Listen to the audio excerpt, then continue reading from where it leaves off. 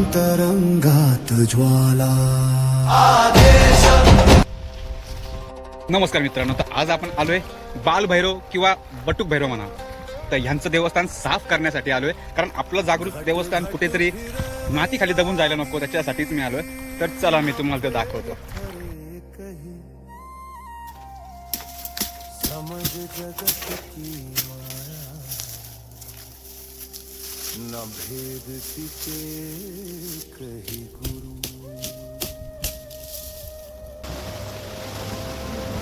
शब्द सुनिया न भेदन रही, कही मन की माया। तन की काया शुद्ध हो चली, साध कहे तू संजीवन है। तर मित्रांनो, आपल्याकडून जेवढं होईल तेवढं मी साफ केलेलं आहे, जे तुम्ही पाहू शकता।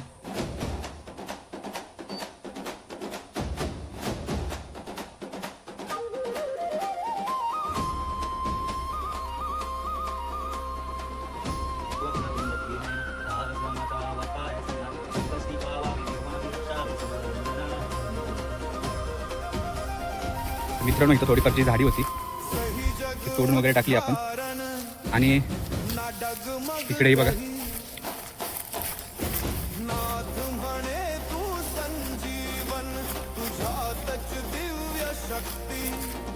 आणि मंदिराच्या आवारात आपण एक भगवा ध्वज लावलाय,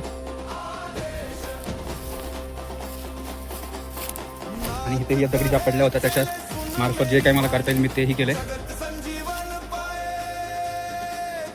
आणि देवाला नैवेद्य वगैरे दाखवून प्रसाद आणून पूजा करून आपली झालेली आहे।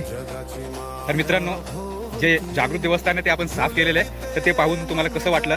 आणि बालभैरव हे शिवजीचं एक लहान स्वरूप आहे, जे महादेवाचं एकदम लहान स्वरूप आहे, आणि ते इथं आलं कसं काय ह्याची एक आख्यायिका आहे, जी तुम्हाला ऐकायची असेल तर मला कमेंटमध्ये नक्कीच विचारा, मी पुढची व्हिडिओ नक्कीच बनवेल।